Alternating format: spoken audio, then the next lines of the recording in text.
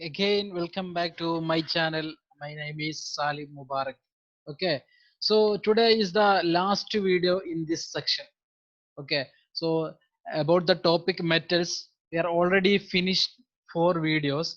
So today we have to discuss the last part of this chapter, that is known as non-metals.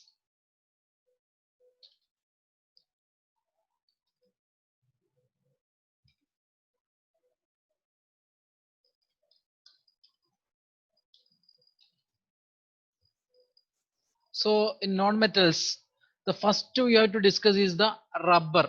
Okay. So rubber is an elastic material. That you know that rubber is an elastic material. So rubber is mainly classified into the three parts. Sorry, three categories. One is natural rubber, then second one is hard rubber, and the third one is synthetic rubber. So what is the natural rubber? The rubber is obtained from the secretion of plants. So you are getting the rubber from the plant, means the secretion of the plant, that is known as a natural rubber. So it is softened on heating. So when you are heating the natural rubber, it become softened. Okay, became sticky at 30 degrees Celsius and hardened at 5 degrees Celsius. So when you are heating at 30 degrees Celsius, it will become sticky, and when it is come to 5 degrees Celsius, what will happen? It will be hardened.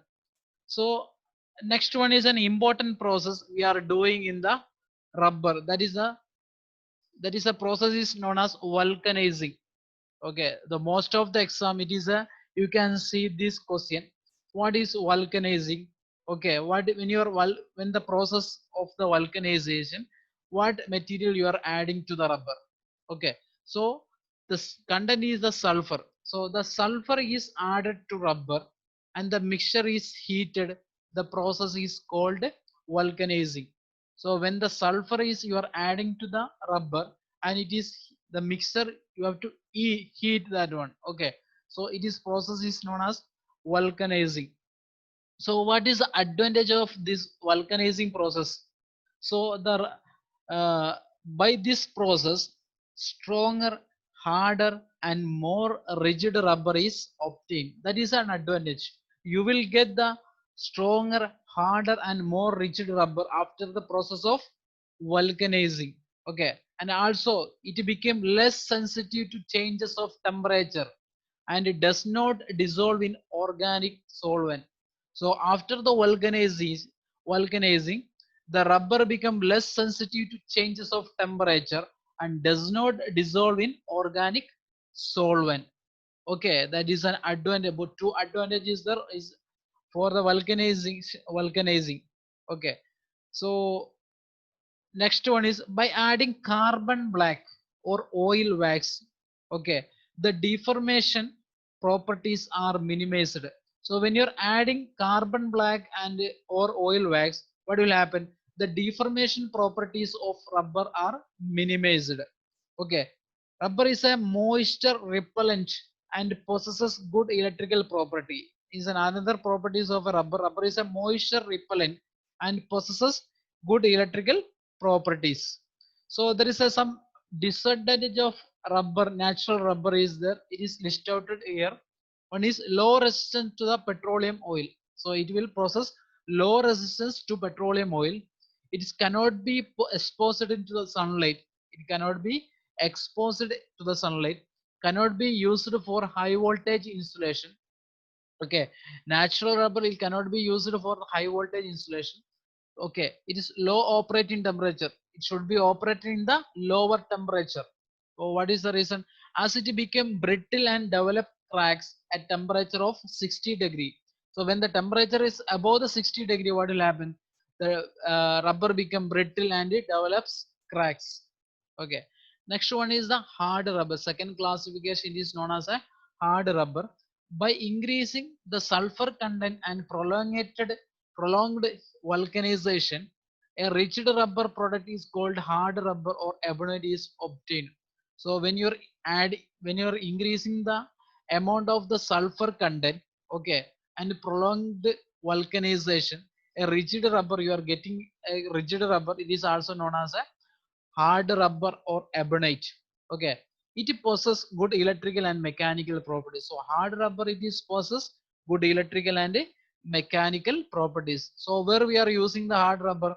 Hard rubber is used for battery containers, panel boards, bushing, ebonite tubes. We are using the hard rubber. And the third one is synthetic rubber. So synthetic means it is a manufactured. So this is similar to natural rubber and is obtained from thermoplastic vinyl high polymers. So you know that it is a industrially we are developing the synthetic rubber. So you are getting from the polymers. You are making from the polymers from the thermoplastic. Thermoplastic means when you are heated that material, it will be temporarily changed. Okay, after heating it will be temporarily permanently changed to the one position. So permanently changed. Okay, so some important synthetic rubber are nitride butadiene rubber, butyl rubber, hypalon rubber, neoprene rubber, silicone rubber. That is a five important synthetic rubber. Okay, so next our topic is timber. Okay, so what is the properties and use of timber? So there is a important six properties of the timber is there. One is the should have straight fibrous. So it should have the straight fibrous, silky luster when is planed. So when it is planed, okay, what will happen? Silky luster you can see. It should be uniform color. Regular annual rings should be there. Heaviness, so should have the weight. It should be free from loose or dead knots and shakes. Dead knots means it is a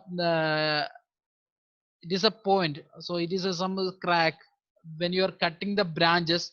So there is some deferred some problem on the timber will be there. That is not nodes. Okay, that should be free from the nodes. Another shake means cracks on the wood. That is known as the shake. It is a cup shake, head shake, like different type of shake is there. So means it is a cracks on a timber that is known as a shake. So it should be free from loose or dead nodes and shakes.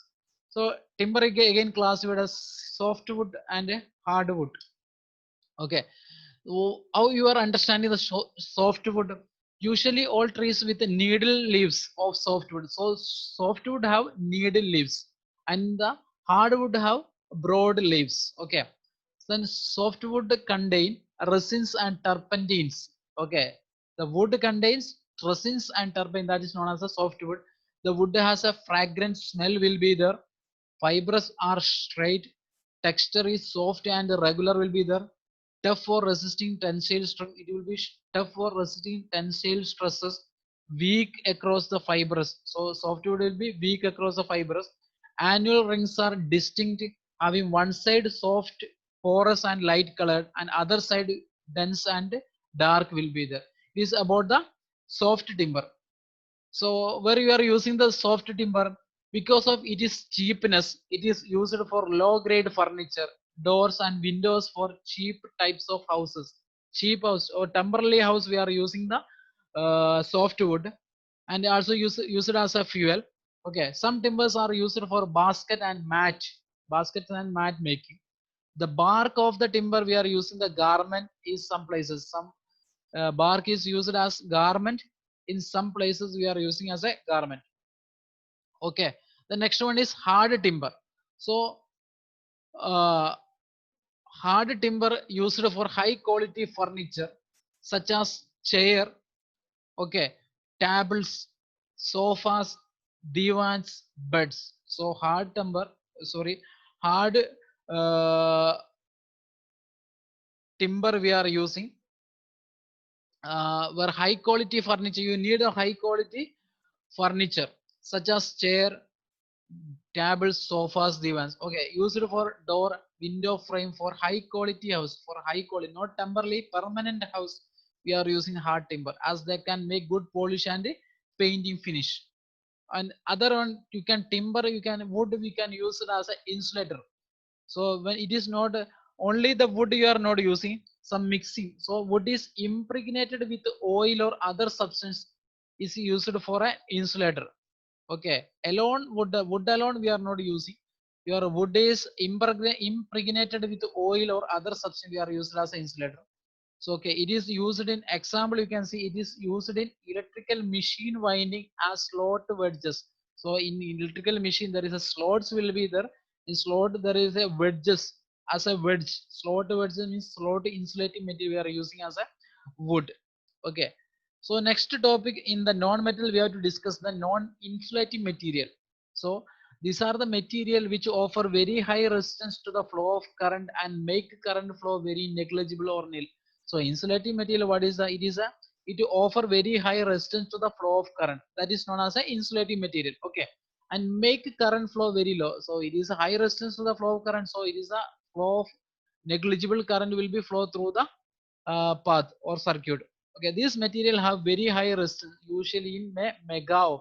So resistance will be you can ohm, kilo ohm, mega ohm. So but the high insulating material should have the resistance of the mega ohm range. Okay, the insulator should also possess high dielectric strength. Okay, it should possess high dielectric strength. What is high dielectric strength? This means that the insulating material should not break down or puncture. Okay, puncture even an application of high voltage to a given thickness. So when you are applying the high voltage, it will not go break down. That is known as a high dielectric strength.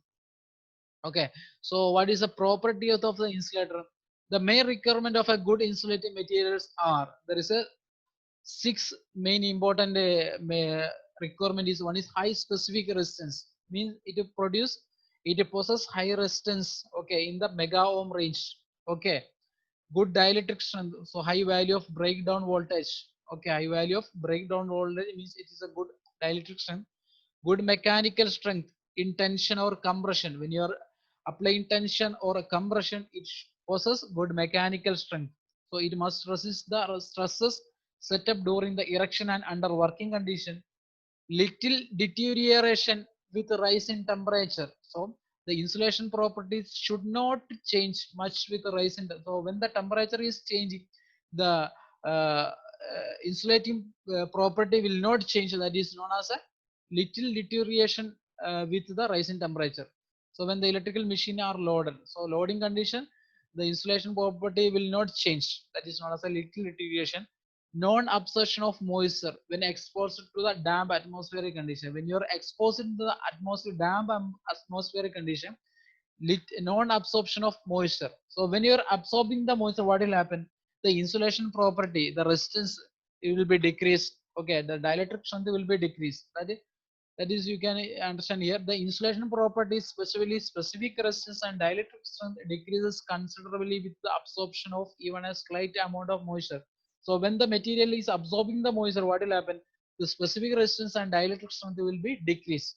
That will not allowed. So the non-absorption of moisture should have the insulating material should have the non-absorption of moisture properties. Okay, so this is our last already last part of our metals chapter. Okay, so thank you for watching my video. Okay, please subscribe my channel. So I will do the some other topic also in the workshop calculation and science in CET syllabus, and also I am doing the questions discussion in the electrical section. The three phase induction motor although is completed, when next we have to discuss a single phase induction motor. So you will get the update on my videos. You have to subscribe my channel. Okay, so if you have any suggestion, you can comment to my videos. Okay, okay, thank you for watching my video. Okay, thank you.